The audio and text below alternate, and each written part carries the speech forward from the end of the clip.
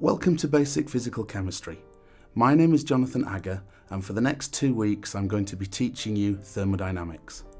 The science of thermodynamics was born of the Industrial Revolution in the late 1700s and early 1800s. You have to imagine that up to that point, all heavy-duty work was performed by horses. Indeed, to this day, we still use horsepower as a measure of the rate at which work is performed.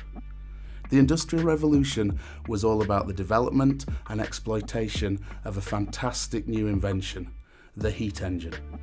Heat engines use fuel to heat a working substance, usually a liquid or a gas, to high temperature. The working substance then generates mechanical work in the body of the engine while transferring heat to a cold sink. Thermodynamics was developed to gain the maximum efficiency from such heat engines, and the science was so successful that in a very short space of time, steam engines completely transformed the world, from transportation to manufacturing to agriculture. Out of the science of thermodynamics arose 4 fundamental laws that govern the interrelation and interconversion of heat energy and mechanical energy. We are going to study those 4 laws in detail, and in doing so, we're going to learn about concepts such as temperature, internal energy, enthalpy, entropy, and Gibbs energy. Despite thermodynamics clearly being of immense practical importance, it is often perceived by undergraduates as quite abstract, with concepts that are difficult to grasp.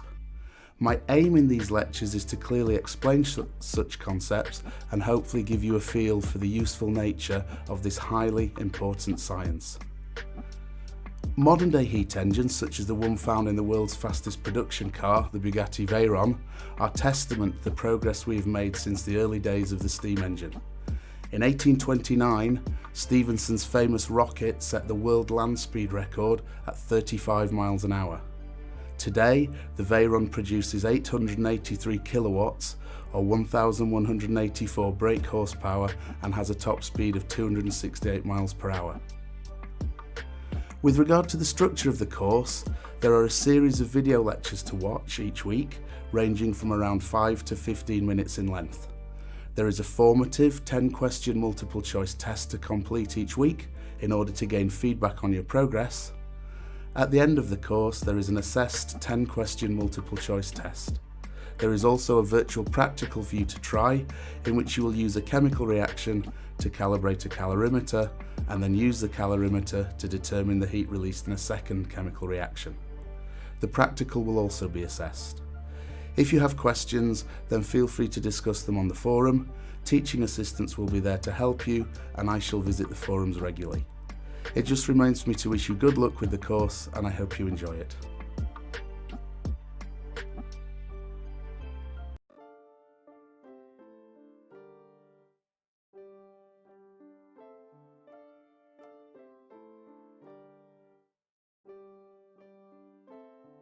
In this video, I shall present you with a series of definitions and accepted conventions used in defining thermodynamic problems. This will equip you with the language and basic concepts that underpin this course. Probably the most common term you will encounter is thermodynamic system, or just system for short. A thermodynamic system is simply any part of the universe that we wish to study.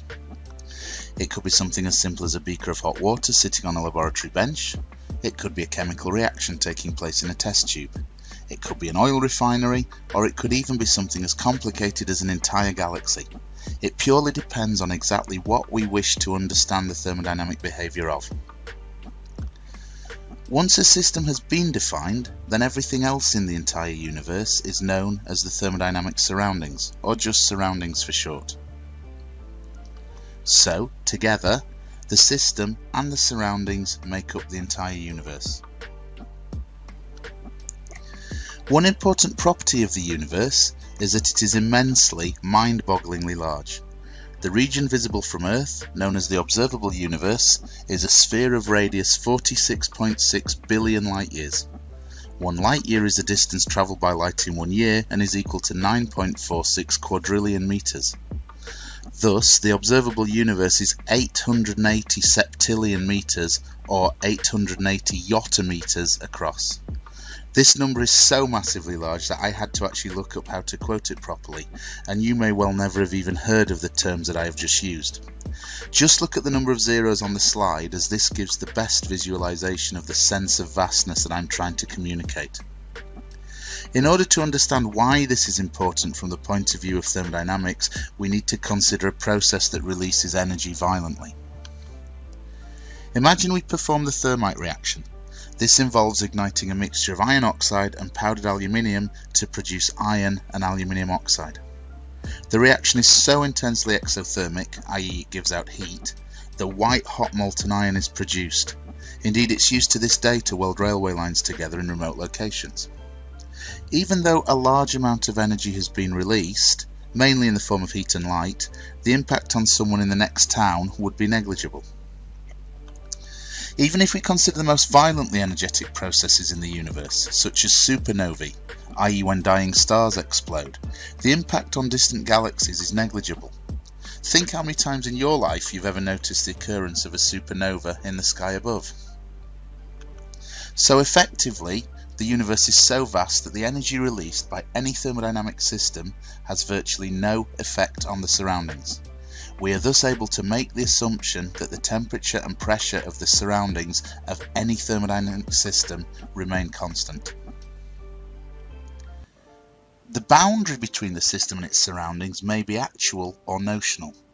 Where the system is a reaction occurring in a test tube, the walls of the test tube clearly form an actual physical boundary. Where the system is an entire galaxy, there is no physical boundary, and we imagine a notional one. The nature of the boundary will determine whether energy and matter can pass from the system to the surroundings and vice versa, and this leads to various different system definitions. An open system, by definition, may exchange both energy and matter with its surroundings. Changes of composition are therefore possible.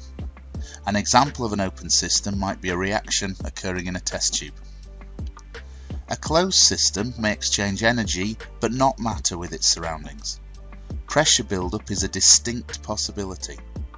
An example of a closed system might be a reaction occurring in a cork test tube. An isolated system may exchange neither energy nor matter with its surroundings. Again, pressure buildup is a possibility. An example of an isolated system might be hot coffee in a thermos flask. Simply considering heat transfer across the boundary leads to two further definitions. A diathermic system allows heat flow into and out of the system. An adiabatic system prevents heat flow into or out of the system.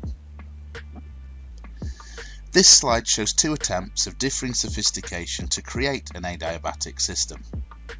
There are three basic modes of heat transfer: conduction, convection and radiation. The thermos flask limits all three by means of vacuum sealed walls, a close fitting lid and a silver mirrored internal surface. The plastic coated cardboard cup limits all three by means of the insulating properties of cardboard, an optional plastic lid not shown in this model, and a shiny white internal surface. The cardboard cup will keep your coffee warm for the thick end of 20 minutes, the thermos flask will keep it warm for hours. The state of a thermodynamic system is defined by a series of state functions. These will be discussed in detail on the next slide. Generally, a change of state of a system is accompanied by a change in its state functions.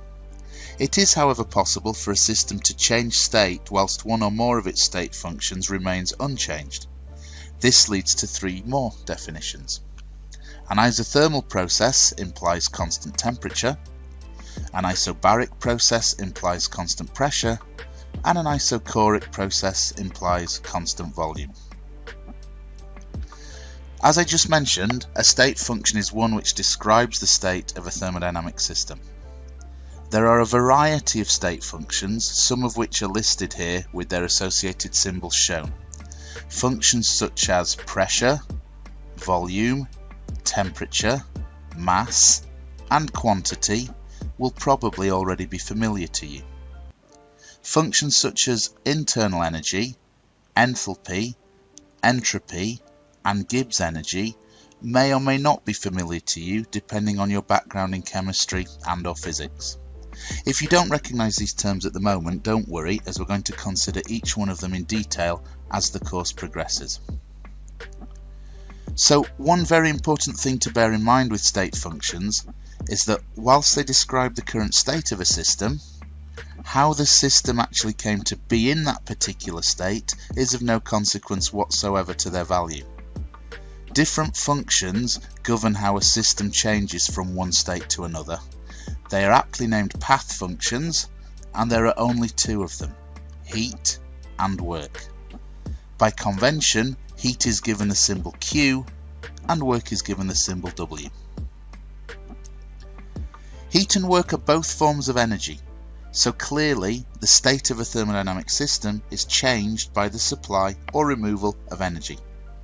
The difference between the two is that heat energy transfer achieves or utilises random molecular motion, whereas work energy transfer achieves or utilises uniform, concerted molecular motion. One final convention in thermodynamics is energy supplied to a system is always considered to be positive, and conversely, energy removed from a system is always considered to be negative. To this end, heat and work are often defined as the heat supplied to the system, Q in, and the work done on the system, W on. Okay, so you should now have an understanding of the various different commonly used definitions and conventions of thermodynamics. In the next lecture, we will begin to cover the 4 fundamental laws of thermodynamics, starting with the ironically named 0th law, given it was actually the last of the 4 to be discovered, arising from a confidence crisis as to the true meaning of temperature.